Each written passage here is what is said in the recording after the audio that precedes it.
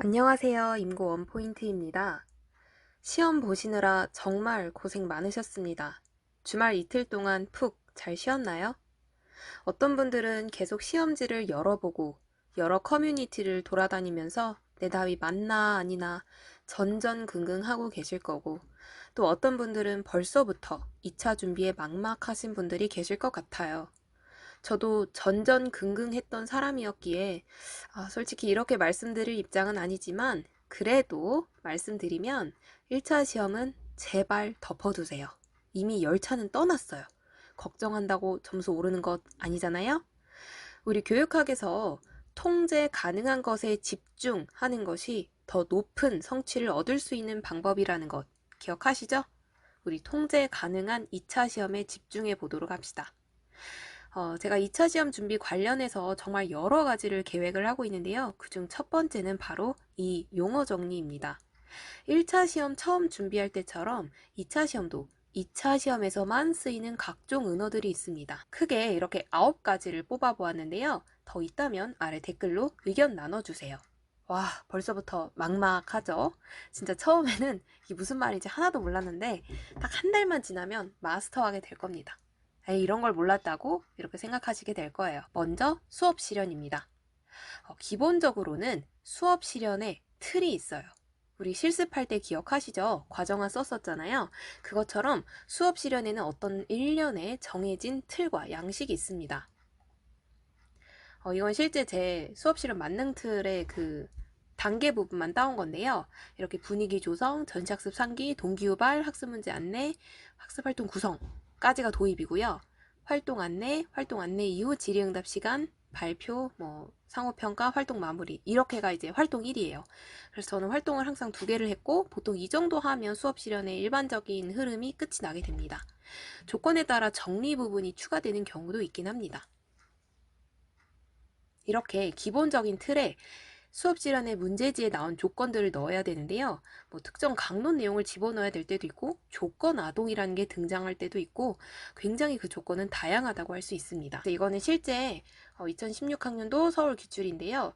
여기 1, 2, 3, 4, 5번 이게 이제 조건이 되는 거고, 아래 이제 차시 학습 주제, 목표 이런 부분이 해당 강론 내용, 그리고 교과서 내용과 학습 선호도 이런 것들을 고려해서 수업 내용과 또 형식을 구성을 해야 됩니다. 참 막막하실 텐데요, 지금은. 근데 진짜 딱 한 달만 준비하면 그냥 만능이에요, 여러분. 기계가 됩니다. 두 번째는 심층 면접입니다. 서울 기준으로 구상형과 즉답형이 있고, 지역마다 집단 토의가 있기도 하고 그렇습니다. 이렇게 이제 구상실에서 구상을 해서 구상형 시험실에서 구상형 답을 말하고, 그다음에 첫 번째 즉답형 방 가서 이제 즉답 얘기하고, 또 두 번째 즉답형 방 가서 즉답을 얘기를 합니다. 그러면 간단하게 문제를 한번 볼까요? 구상형 문제는 보통 어떤 지문이 있거나 그래프, 표가 이렇게 등장을 해서 조금 생각을 해야 돼요. 어떤 지적인 측면을 조금 더 다룬다면, 즉답형은 뭔가 좀 간단하게 나의 이제 생각을 물어보는 경우가 굉장히 많습니다. 이따가 뒤에 자세하게 구상형과 즉답형을 다루겠습니다. 세 번째는 시책인데요. 이 굉장히 오랜만인데, 이거 저희 교장 선생님 방 안에도 이게 있어서 가끔 볼 때마다 흠칫흠칫 놀라는, 네, 바로 이게 서울특별시 교육청의 이게 시책의 가장 메인 부분인데요. 이것은 시도교육청별로 있는 것입니다. 그래서 아마 시도교육청마다 다 다를 텐데 이거는 서울 기준이고요. 다음으로는 조건아동입니다. 조건아동. 처음에 이제 이 무슨 말인가 싶겠지만, 수업 실현의 조건에 나오는 좀 특별한 아동을 말합니다. 좀 일반적인 아동과는 다른 특징이 있는데요. 그게 성격적인 측면일 수도 있고, 혹은 신체적, 정신적 장애일 수도 있습니다. 활동 설명이 끝나고 허공에 아이들을 순회지도하면서 반드시 그 학생에 대해서 언급을 해줘야 돼요. 저 같은 경우에 보통 이제 2번 언급을 하는데, 첫 번째 활동 끝나고 뭔가 지도를 해준다면, 두 번째 활동 끝나고는 좀 애가 갑자기 급격하게 개선이 돼서 칭찬해주는 그런 식으로 구성을 보통 많이 합니다. 다음으로 이제 만능틀인데요. 교직 논술에서 나왔던 만능틀, 이제 서러운 결론 만능틀 기억하시죠? 이게 수업 실현과 면접에서도 상당히 비슷하게 적용됩니다. 그래서 보시면 이건 제 수업 실현 만능틀이에요. 도입 부분은 꼭 특히 이런 만능틀을 사용해야 되는데, 그 이유가 너무나도 긴장이 되는 상황이기 때문에 도입 부분은 그동안 수도 없이 많이 연습을 해서 이제 막 자다가도 일어나서 할 수 있는 그 정도로 만능 도입으로 긴장을 풀어줘야 돼요. 그래서 이런 만능 틀을 많이 짭니다. 그리고 만능 틀은 이런 수업실은 틀에만 국한되는 것이 아니라 저는 순회지도 하면서 그 허공의 아이들에게 해줄 수 있는 피드백도 정말 여러 가지로 준비해서 다양하게 섞어줍니다. 이렇게 지적인 피드백도 좋고 정의적인 측면의 피드백도 좋아요. 다양하게 골고루 섞어주는 거죠. 그리고 조건화동 만능 틀도 있습니다. 조건화동이 뭐였는지 벌써 잊어버리신 건 아니죠? 앞에 다시 가서 보고 오세요. 이런 조건화동도 기출을 바탕으로 몇 가지 추려서 멘트를 준비를 해주세요. 아까 얘기했듯이 첫 번째 활동 끝나고 하는 1차 순회지도 때 문제가 있어서 지도를 하는 모습, 그런 멘트, 그다음에 두 번째 활동 끝나고 하는 2차 순회지도 때 발전된 모습을 보여서 칭찬해주는 멘트, 사실 현실에서는 불가능하지만 수업실은이기 때문에 가능한 거죠. 이렇게 두 가지 준비를 해주세요. 심지어 저희 스터디는 이제 다문화 가정 아이를 위해 이름도 다 준비를 해놨는데 저는 미켈란젤로였습니다. 너무 재밌죠? 다음으로는 미러링인데요. 우리가 허공의 학생을 놓고 수업을 하는 것이기 때문에 우리가 질문한 것에 대한 학생의 답을 듣기가 당연히 어렵겠죠? 때문에 땡땡이가 이렇게 말을 했는데 이 점이 이렇다는 점에서 훌륭한 것 같아요 하고 요약해주면서 칭찬을 겸해주는 것이 좋아요. 하지만 이게 너무 과하면 중개 피드백이 될 수 있는데 간단히 말해서 땡땡이가 이렇게 하고 있네요 하고 스포츠 중계하듯이 묘사하는 게 너무 어색해서 제가 교대 부초에서 피드백 받았을 때 들었던 말입니다. 다음은 반성적 성찰인데요. 반성과 성찰 같은 의미 아닌가 싶겠지만 네, 그런 용어가 있습니다. 이거는 서울 기준이고요. 수업 실현 10분 이후에 5분 동안 자신의 수업에 대해서 성찰하는 것인데 어떻게 했나 이제 복귀하고 자기 평가하는 시간이에요. 그런데 이때 실수한 거, 내가 조건 빼먹었다, 이런 거를 이렇게 말하면 제발 저 점수 좀 깎아주세요 하는 거와 마찬가지이기 때문에 이렇게 말하면 절대 안 돼요. 이것도 나름 말하는 스킬이 있습니다. 안 했다는 것도 했다고 해야 되는데 어차피 그분들은 똑같은 수업을 진짜 몇십 명을 보기 때문에 약간 반쯤 약간 조금 혼이 나간 상태예요. 진짜로. 그래서 했는지 안 했는지 잘 기억이 안 나시기 때문에 여러분들이 이렇게 솔직하게 하면 절대 안 됩니다. 안 했더라도 했다는 그런 뻔뻔함 중요해요. 진짜입니다. 그 다음에 구상형인데요. 구상실에서 어떤 자료를 읽고 질문에 대한 답을 미리 생각하고 적어봅니다. 그리고 구상실 면접실에 가서 바로 그 답을 쭈루룩 말해요. 미리 구상할 시간을 주기 때문에 바로 말해야 되고 조금 길게 말을 많이 해야 됩니다. 또 지식적인 측면을 요구하는 경우가 많아서 이 부분을 대비하기 위해서는 아까 보여드렸던 그 시체 공부를 많이 해야 하죠. 다음 이제 즉답형은 잠시 생각할 시간을 갖겠다고 말한 뒤에 한 1분을 날립니다. 그리고 남은 시간 내에서 답변을 해요. 바로 말해야 되기 때문에 지식적인 측면보다는 인성적인 측면이 조금 더 강합니다. 순발력이 필요한 부분도 있지만 진솔한 나의 생각을 말하면 되는 부분이라 은근 구상형보다 즉답형 덕후가 있기도 합니다. 안녕하세요. 임고 원포인트입니다. 지난번 2차 시험 용어 정리 영상 잘 보셨나요?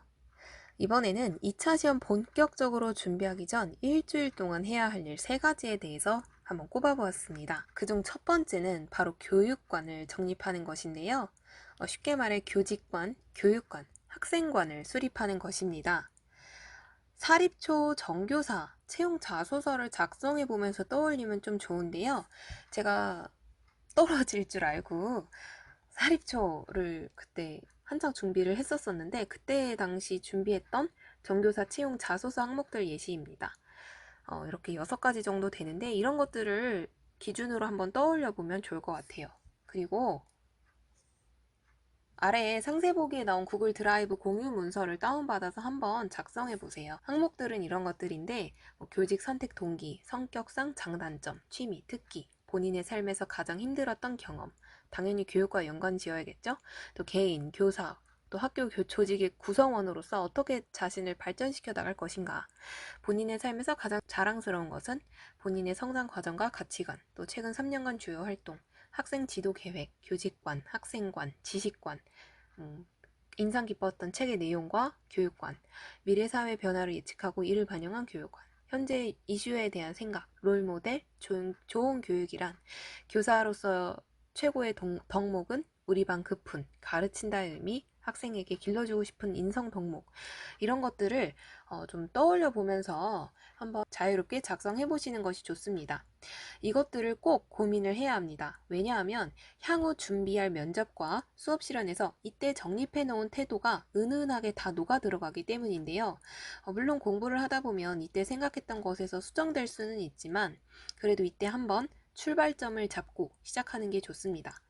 중요한 건 나는 참교사다라는 어떤 자아를 만들고 그것에 감정이입해서 작성해 보는 게 좋아요.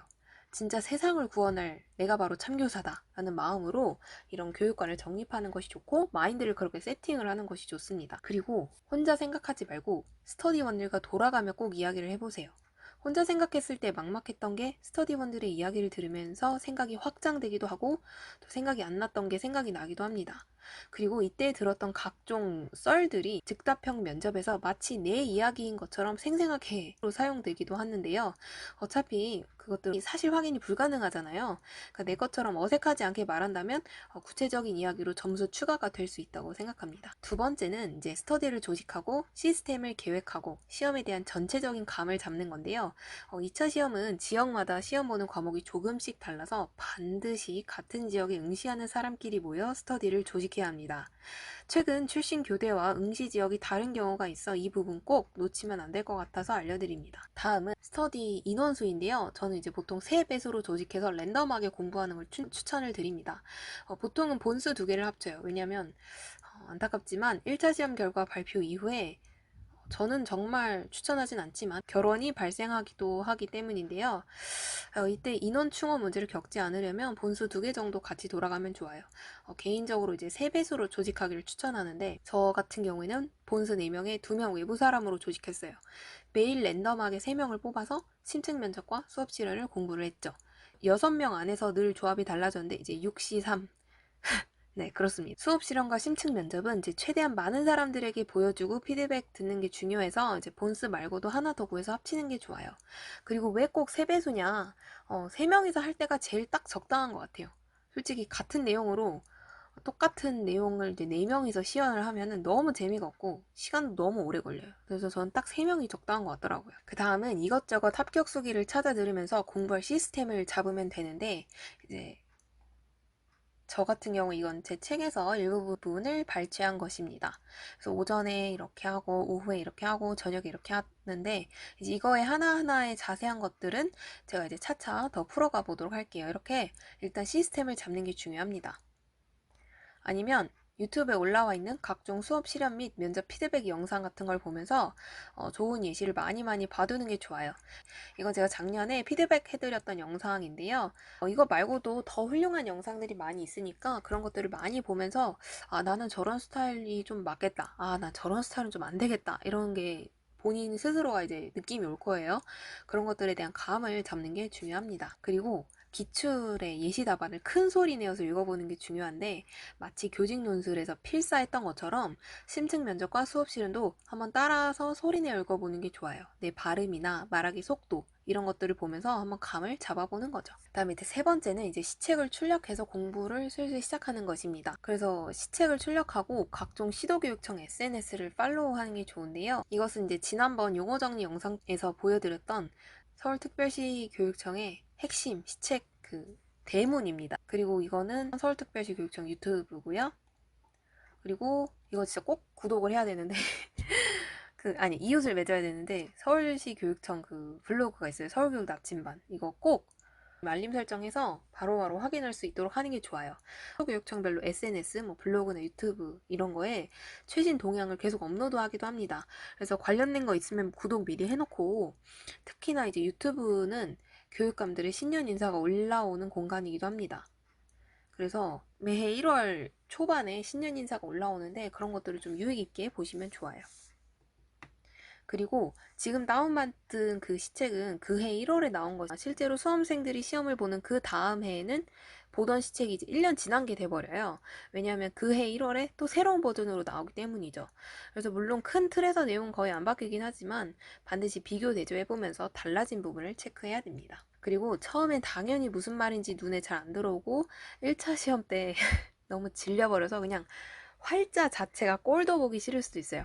하지만 선생님께서 그렇다는 건 나머지 사람들도 다 그렇다는 의미이기 때문에 절대로 겁먹지 말고 안 읽히더라도 그냥 여러 번 반복해서 읽으면 언젠간 눈에 들어와요. 마치 1차 시험 때처럼요. 이거 보세요.